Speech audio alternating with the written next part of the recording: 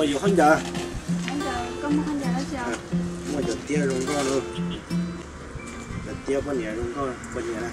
Nhà cái đó chỉ mà mình chỉ có nhà dừa này à. Chỉ có nhiều à? Bao nhiêu đẹp mà? Để chuẩn to. Chỉ lấy cho của mà bác có dừa. Đó.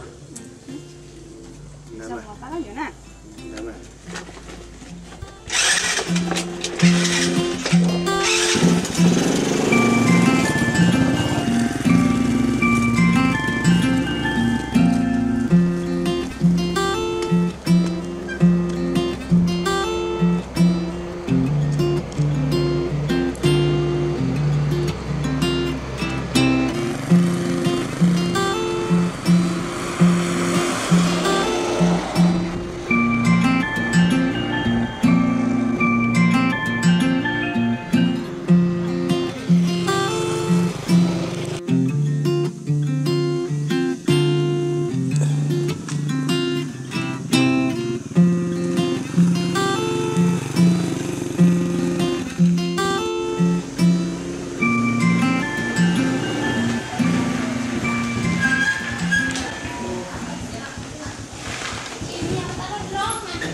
Bây giờ con chờ rong co.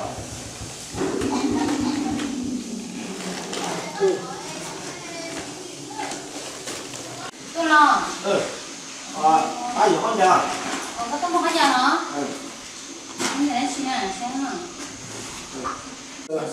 Rong co tới chưa, từ nào nhập hoa, rồi kia tàu à, không ngang ngó để chia số rong co hay là, từ nào mà chỉ có hay là kia, có chỉ nhẹ thì nó là để cho nó, này cho nó thì nó. Cô học của à? Xí mà xí kia thế bao giờ thì nó là rong co, thì này cho con nhẹ ta ở, thì nó là rong co kia thôi. Ngay cái đó một xí này to à, ngay cái đó một xí tôi chỉ nhẹ nó là để cho nó chia bằng hoa thôi. Này khô thì rồi nó chỉ trong xí xe, cô trong này.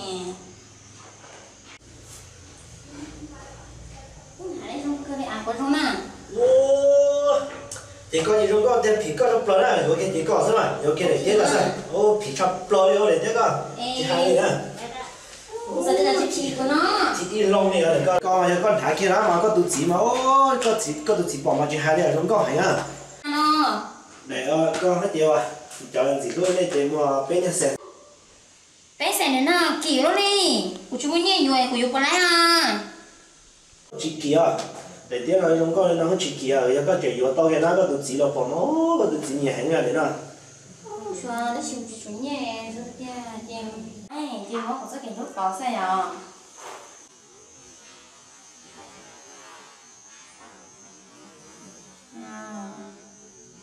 Yahoo!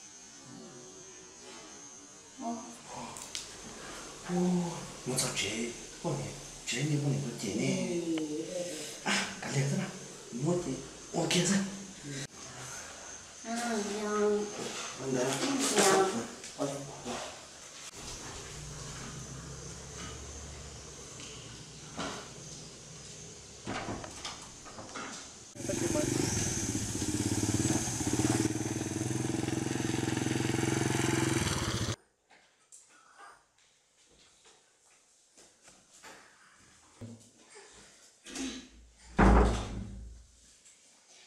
Giải tia chúng như thế nào nó sẽ kiểu như thế cả à? Con là tao mà.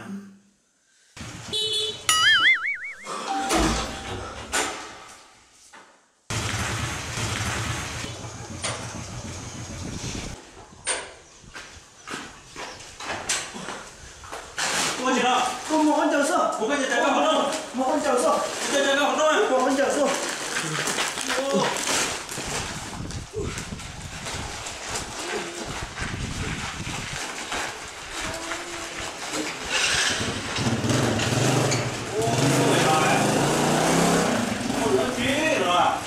Sao? Bây giờ đang nhiều con nhẹ này.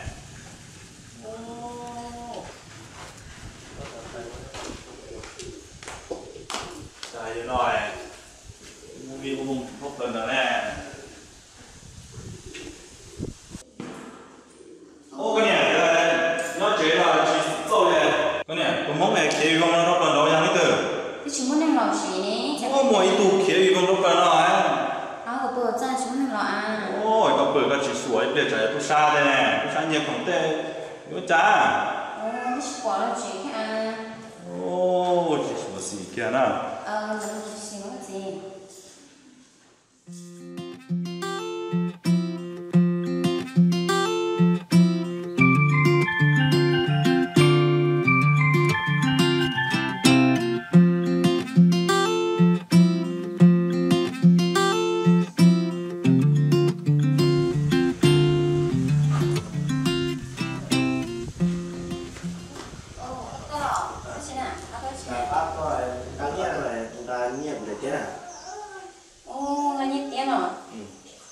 Chị lo chuyện một món cả.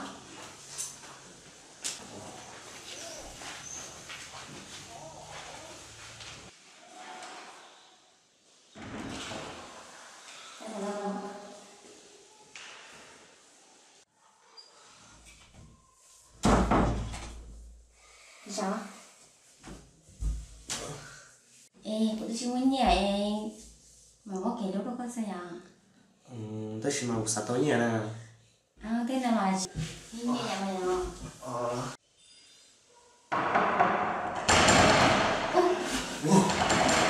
Ôi, chỉ lo. Ôi, sao kì cơ? Chẳng được quá nè. Ôi, chị quá. Mà có gì đó, đi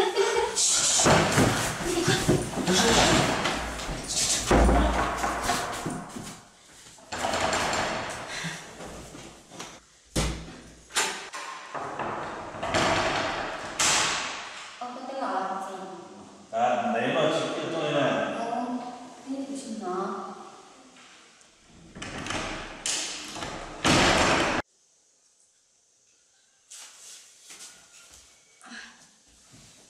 Ôi à, nhìn nó sao không gầu đi, nhìn nó. Tôi cho có bố chị nào. Sao ra đây nè. Ra đây.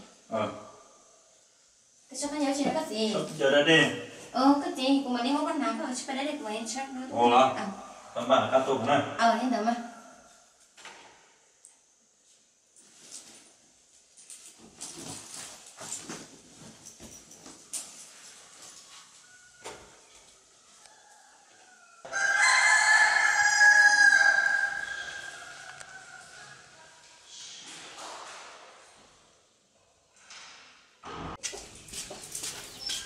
Cái gì? Nó tròn được con. Rồi. Con này đi không phải nó đúng không chèo? Cô nha.